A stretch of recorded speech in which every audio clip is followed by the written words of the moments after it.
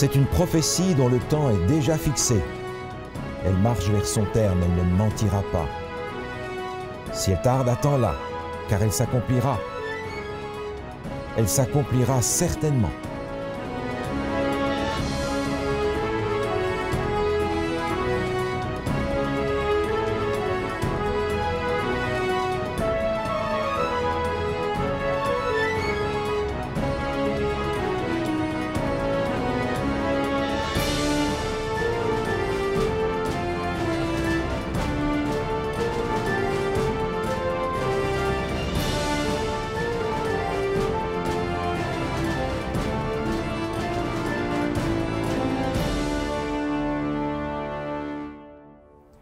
Bonjour à tous et à toutes, chers auditeurs. Nous sommes déjà arrivés au chapitre 6 du livre du prophète Daniel. C'est le dernier chapitre d'une partie historique. Et maintenant, pour faire un petit retour en arrière, on se souvient, durant le chapitre 5, les Mèdes et les Perses avaient encerclé la ville de Babylone. Et maintenant, Babylone est tombée. Les Mèdes sont entrés par l'Euphrate et ont tout rasé sur leur passage. Beaucoup de gens ont été tués. Entre autres le roi Belshazzar, son père Nabonide, et Daniel pourtant est toujours présent. Alors on se pose la question, et j'invite le pasteur à venir me rejoindre. Bonjour pasteur Scalier. Bonjour Michael. Comment est-ce possible que Daniel ait pu survivre aux Mèdes et aux Perses qui entrent dans la ville et qui tuent tous les gens sur leur passage? Oui, est-ce que les Mèdes connaissaient Daniel? Alors ça c'est une bonne question parce que d'habitude quand un pouvoir prenait un autre peuple, ils éliminaient toute la gente dirigeante de ce peuple-là pour être sûr de ne pas avoir une révolte. Exactement. Et on pourrait s'attendre à ce que Daniel, qui était haut placé dans le gouvernement précédent, parte avec. Et on retrouve Daniel au même endroit. Daniel, il ne faut pas l'oublier, avait quand même annoncé la chute de Babylone. Dès le chapitre 2, la vision sur la statue était connue. Et par conséquent, cette idée a dû se répandre dans l'entourage. Donc Daniel, annonçant la fin de Babylone, devait être quelqu'un connu à l'extérieur même de Babylone. Et c'est probablement une des raisons pour laquelle, mis à part la main de Dieu, bien entendu, raison pour laquelle, lorsque les Perses sont arrivés, ils l'ont pris avec eux dans leur gouvernement. Parce que le texte nous dit ici que Daniel surpassait les chefs, les satrapes, parce qu'il avait en lui un esprit supérieur. Donc ils avaient reconnu une particularité de Daniel. Et dans ce chapitre, on voit aussi que normalement, les Mèdes et les Perses ayant pris le contrôle, on s'imagine un tout renouveau, une nouvelle atmosphère des Mèdes et des Perses, mais on semble encore dans un environnement babylonien, si on peut dire. On voit d'ailleurs dans cette histoire-là un parallèle fort entre le chapitre 3 et le chapitre 6. Dans le chapitre 3, si on se souvient, les amis avaient été jetés dans la fournaise ardente, et maintenant, Daniel sera jeté dans la fosse aux lions. Alors, on voit un peu le même atmosphère d'orgueil ou d'oppression ou d'autorité babylonien. Exact. C'est exactement ça. Daniel n'était pas là lors de la situation de la fournaise ardente, et cette fois-ci, ses amis ne sont pas là. Donc, ils vont être confrontés à une situation très semblable, dans un contexte un petit peu différent, mais il ne faut pas oublier que Daniel, ici, est dans une situation aussi différente. Il était chef des sages et des devins. Maintenant, on le met dans une position politique. Darius avait organisé la chose et il y avait là 3 chefs qui dirigeaient les 120 satrapes. Et le texte dit qu'il pensait mettre Daniel à la tête de ces 3 chefs. Donc, il y avait une position vraiment importante dans le royaume. Donc, finalement, Daniel était tout de suite après le roi. Exactement. Donc, cette fois-ci, la situation est encore pire parce qu'il est prisonnier de guerre. Et les nationaux, les gens du peuple qui sont là et qui ont une fonction à côté de lui, se disent « Mais comment ça se fait que ce prisonnier de guerre-là est en train de dominer sur nous ?» Qu'est-ce qu'il fait là? Et l'empereur veut le placer juste en dessous de lui. Donc c'est une situation intolérable et il faut absolument faire sauter ce personnage-là. Il y avait de la jalousie qui se vivait à l'intérieur. Le problème était au début un problème politique. Les gens étaient jaloux de la position de Daniel et tout d'un coup, ça tourne un problème plutôt religieux. Oui, c'est ça. Curieusement, on retrouve Daniel ici dans une situation très semblable à ce qu'on avait avant, très fidèle à lui-même. On va essayer de constituer un complot contre lui Et ce que ses collègues qui là disent est extrêmement intéressant. Ils disent mais ils ne purent trouver aucune occasion ni aucune chose à reprendre parce qu'il était fidèle et qu'on n'apercevait chez lui ni faute ni rien de mauvais.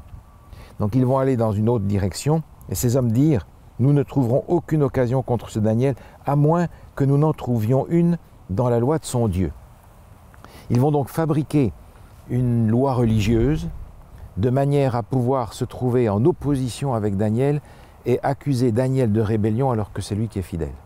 Donc c'est plutôt bien quand les gens qui sont nos ennemis regardent à nous et ils trouvent absolument rien de mauvais à dire. C'est un compliment, ça. Oui. C'est un compliment. Mais en fait, ici, cette situation est étrange parce que, finalement, on va constituer une religion d'hommes, une religion de concile, une religion de décision humaine, qui va s'opposer à Dieu, de manière à pouvoir placer les fidèles hors la loi. C'est un peu ce qui est en train de se passer présentement. On voit le complot, on peut dire, religieux. On vient inventer une loi, finalement, pour dire que pendant une période de 30 jours, tout le monde dans l'Empire devrait adorer simplement une personne, non Dieu, mais un homme. Donc, et cette loi serait immuable. Donc, on retrouve Babylone de façon claire là-dedans et c'est un piège finalement pour prendre Daniel dans la seule façon qu'ils avaient disponible. Vous voyez, Michael, cette situation me fait penser à un texte que je trouvais dans le livre de Jacques Doucan où il dit ceci. « On ne tue pas parce qu'on détient la vérité, mais au contraire parce qu'au fond de soi, on se sent menacé par la vérité de l'autre que l'on n'a pas et qu'on refuse. » Le message est clair. C'est exactement la situation qu'on rencontre ici dans ce chapitre 6 de Daniel. Lorsque l'on prend le temps de regarder à la réaction de Daniel, c'est plutôt particulier. Un homme qui va se faire jeter dans la fosse aux lions et Daniel est tout paisible, serein. On se pose la question, c'est quoi sa recette? Oui, c'est extraordinaire parce que Daniel est confronté à une sentence inévitable. Et la paix, la sérénité que l'on retrouve de sa part dans le texte est extraordinaire. Il a un secret, je crois que le texte nous en parle, c'est dans sa vie de prière. Plusieurs indications nous sont données ici. Le texte dit « Lorsque Daniel sut que le décret était écrit, il se retira dans sa maison où les fenêtres de la chambre supérieure étaient ouvertes dans la direction de Jérusalem. Et 3 fois par jour, il se mettait à genoux, il priait, il louait son Dieu comme il le faisait auparavant. » Donc, d'aucune façon, le décret de mort l'a impacté. Avec sa communion avec Dieu, il a continué à faire. Il continue de la même manière. Et les indications qui nous sont données là, je crois, font partie de ce secret de sa vie de prière. Il est question de sa chambre haute. Il avait un lieu particulier où il rencontrait Dieu, où il avait cette rencontre intime avec Dieu.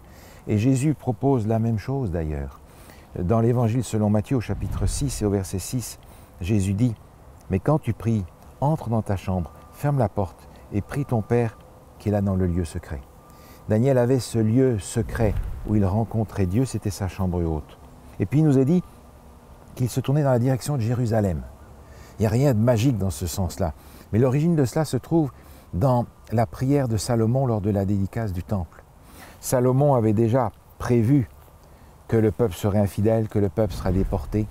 Et dans sa prière, il dit, en parlant de son peuple, « S'ils reviennent à toi de tout leur cœur et de toute leur âme, dans le pays de leurs ennemis, qui les a amenés captifs, si tu adresses des prières, les regards tournés vers le pays que tu as donné à leur père, vers la ville que tu as choisie et vers la maison que j'ai bâtie en ton nom, exauce des cieux leurs prières et leurs supplications. » Donc la prière lui amenait cette paix. Alors tourner vers Jérusalem, en fait, c'est tourner vers la ville où est construite le temple, c'est-à-dire le temple de l'Éternel. En se tournant vers Jérusalem, il se tourne vers l'Éternel, vers celui qui a fait la promesse de les faire revenir. Et puis finalement, il nous est dit 3 fois par jour. 3 fois par jour, Daniel avait ce contact avec Dieu. C'est intense.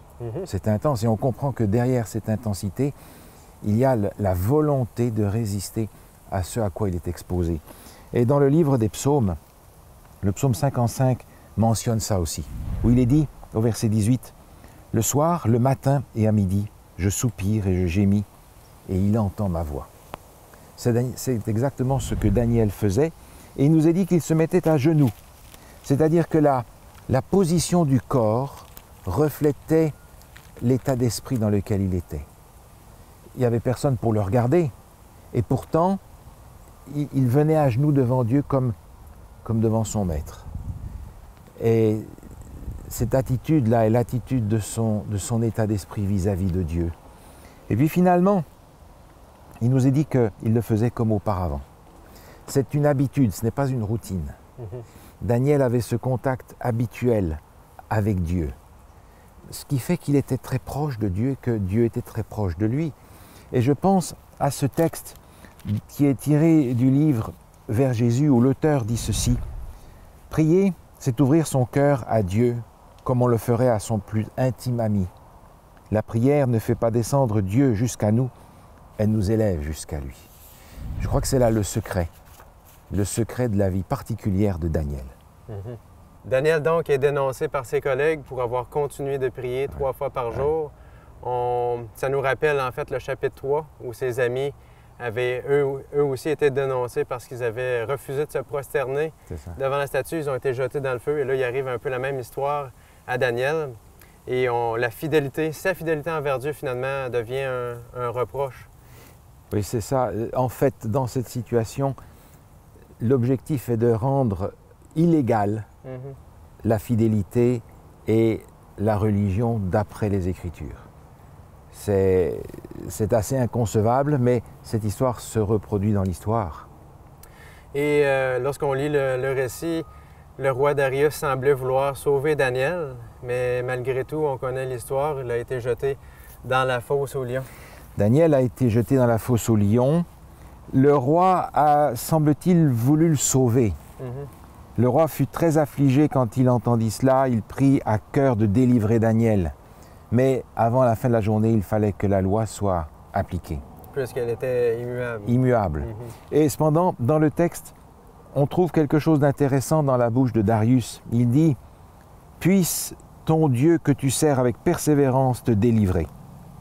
On a l'impression que cet homme qui a entendu l'histoire du passé, de la bouche de Daniel lui-même, commence à avoir une foi qui grandit, une confiance qui grandit dans le Dieu de Daniel.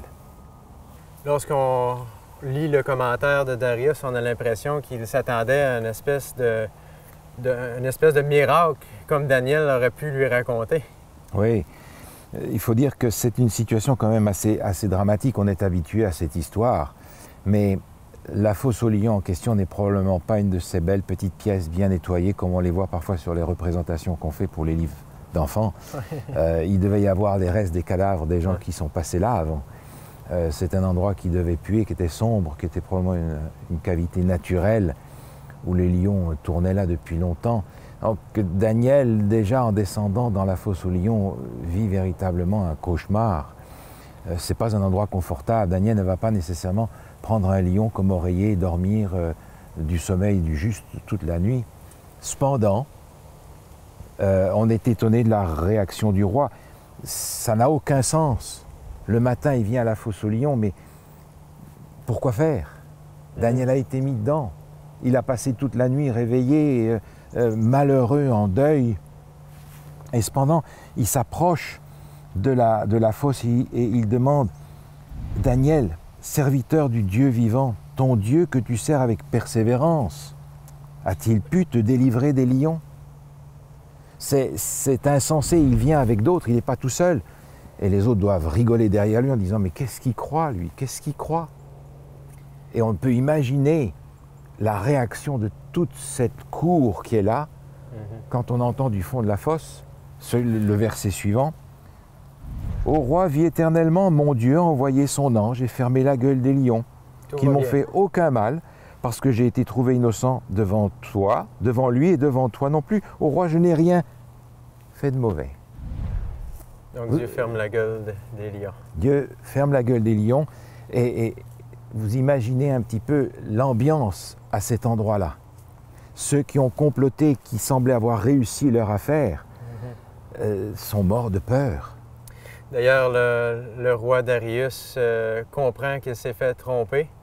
Il veut remettre les choses à l'ordre, en fait un peu appliquer la justice d'une certaine façon. Donc, tous ceux qui étaient concernés, c'est eux qui finissent, qui terminent dans la fosse aux lions, mais non seulement eux, mais aussi leur famille. Donc, c'est un peu impressionnant si on parle de responsabilité collective. On ne voit plus ça vraiment de nos jours. Si quelqu'un fait une faute, bien, la première chose, les gens ont tendance à remettre la faute sur quelqu'un d'autre. Alors, on n'a même plus de responsabilité personnelle aujourd'hui parfois. Juste. Alors, à cette époque-là, c'est un peu difficile à comprendre, la notion de responsabilité. Oui, cette responsabilité collective est extrêmement importante à ce moment-là. Cependant, le roi ici, Darius, fait quand même quelque chose qui est radical. Et on peut dire, si l'on veut, que la violence contre Dieu est tout aussi mauvaise que la violence pour Dieu. Dieu n'a pas besoin de la violence pour défendre son royaume. Dieu est assez grand, comme il l'a montré tout au long de ses histoires, pour se défendre tout seul et pour défendre ses fidèles lui-même. Donc il n'a pas besoin de la violence pour lui non plus, et c'est malgré tout ce à quoi on a facilement recours, pensant que c'est nous qui devons défendre Dieu. La meilleure défense que l'on peut faire de Dieu, c'est la fidélité à ce Dieu qui a tout fait pour nous sauver. Et lorsqu'on lit l'expérience de Darius, ça nous rappelle un peu l'expérience de Nebuchadnezzar lors de sa conversion. Oui, la manière dont il s'exprime d'ailleurs ressemble beaucoup à la façon dont Nebuchadnezzar parle. On a vraiment l'impression qu'il est en train de découvrir le Dieu de Daniel comme Nebuchadnezzar l'a découvert. Il va dire ceci: que la paix vous soit donnée avec abondance. Ça, c'est exactement ce que Nebuchadnezzar avait dit aussi dans chapitre 4. Et puis il continue: j'ordonne que dans toute l'étendue de mon royaume, on ait de la crainte et de la frayeur pour le Dieu de Daniel. Là, il est parti de nouveau dans les ordres à donner. Tu dois craindre le Dieu de Daniel. Cependant, il n'y a pas de menaces qui sont faites. Il continue en disant: car il est le Dieu vivant, il subsiste éternellement. Ça termine bien. Alors, il a compris qu'il y a là le Dieu vivant. Et quand on parle du Dieu vivant, on parle véritablement du Dieu de Daniel dont la vie est éternelle. Ce n'est pas celui qui a la vie, c'est celui qui est la vie. Jésus disait: je suis le chemin, la vérité et la vie. Il est la vie. On ne peut être sauvé que par un Dieu qui est la vie, pas un Dieu qui a la vie. Par conséquent, le Dieu qui va sauver, c'est vraiment le Dieu créateur, celui qui va être capable de me recréer à la fin. C'est le Dieu sauveur qui est la vie et qui va me la donner à la fin. D'ailleurs, en passant, Daniel dans la fosse aux lions, ça peut être aussi chacun d'entre nous. Je pense à ce texte de l'apôtre Pierre qui dit: soyez sobres, veillez, votre adversaire le diable rôde comme un lion rugissant, cherchant qui il dévorera.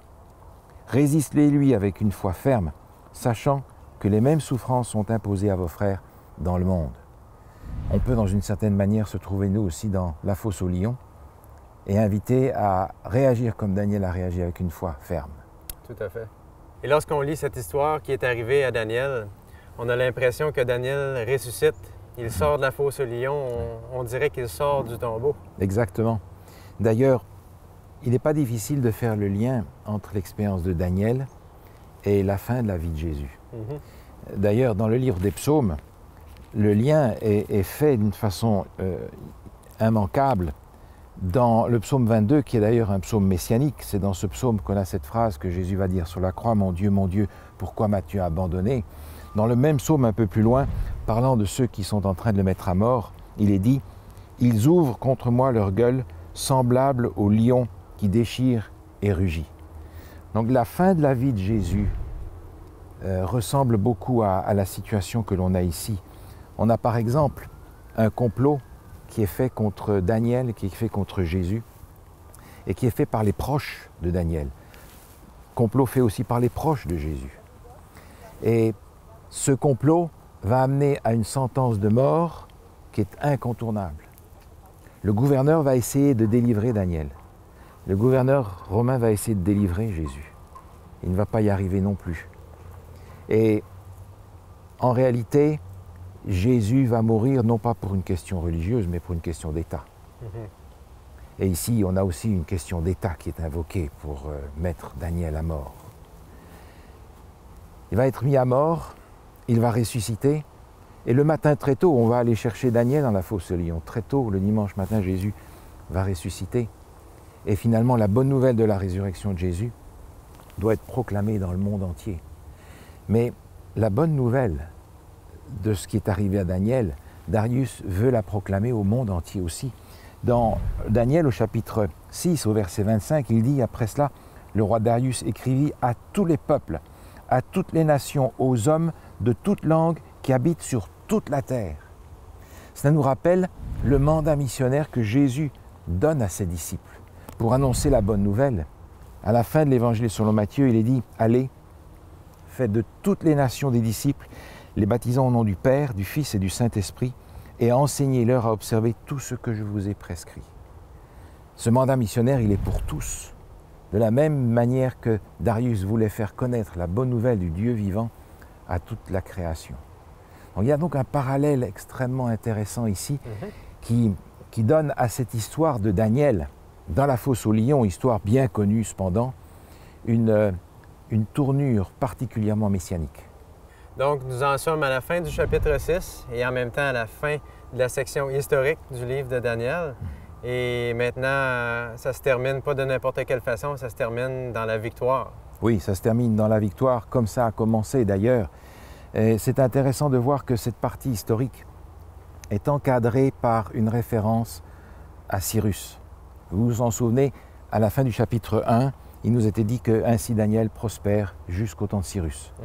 Et le dernier verset du chapitre 6 nous dit « Daniel prospéra sous le règne de Darius et sous le règne de Cyrus, le Perse. » Alors on peut se demander, mais pourquoi est-ce que cette partie est encadrée par cette référence à Cyrus d'une façon particulière?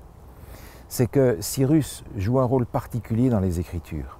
Dans le livre du prophète Ésaïe se trouve un chapitre où il est question de Cyrus d'une façon particulière. Au chapitre 45, au verset 1, il est dit « Ainsi parle l'Éternel à son oint, à Cyrus. » Le oint dont il est question ici, Cyrus, nous comprenons ça d'une façon différente, nous entendons oint d'une façon différente aujourd'hui. Par rapport au grec, ça donne Christ, mais par rapport à l'hébreu, c'est le Messie. Il est inconcevable pour un juif que Cyrus, un roi païen, soit associé au Messie. Quelques versets plus tôt, il dit « Je dis de Cyrus, il est mon berger ». Et on est renvoyé ici au psaume 23.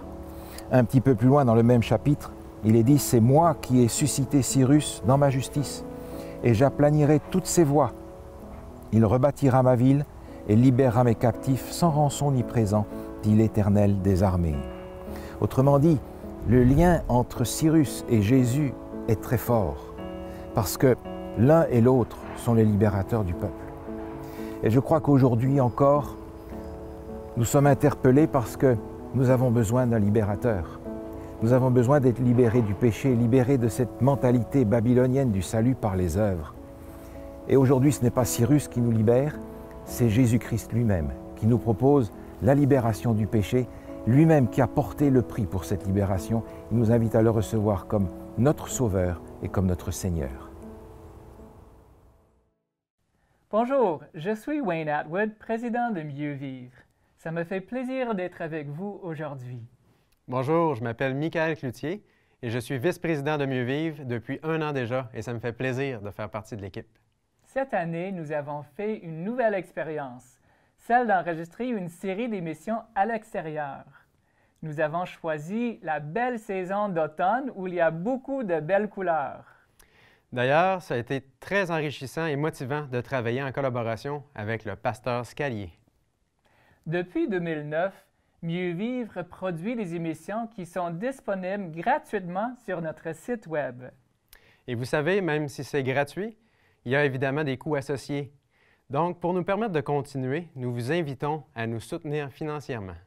Si vous avez aimé l'émission que vous venez de regarder, je vous invite à aller sur notre site Internet mieuxvivre.org. Merci de votre précieuse collaboration. Vous pouvez envoyer vos dons déductibles d'impôts de plusieurs manières. Que ce soit un don unique ou 2 dons mensuels, visitez notre site internet au www.mieuxvivre.org. Vous pouvez nous faire parvenir vos dons par carte de crédit, transfert bancaire, PayPal et même par la poste. Merci de votre soutien. Je t'établis pour être la lumière des nations, pour porter mon salut jusqu'aux extrémités de la terre. Semer l'espérance, partager un message, illuminer le monde. Le message doit être proclamé au monde entier. Et alors, quoi de mieux que d'utiliser les médias? Mieux Vivre offre aux jeunes une formation pour apprendre à produire des émissions et utiliser les médias pour la gloire de Dieu. Ce que j'ai apprécié le plus a été de pouvoir travailler dans les médias et la mission parce que les deux me tiennent vraiment à cœur. J'ai vraiment apprécié le fait que cette formation a été très concrète et pratique. On apprend beaucoup sur le terrain.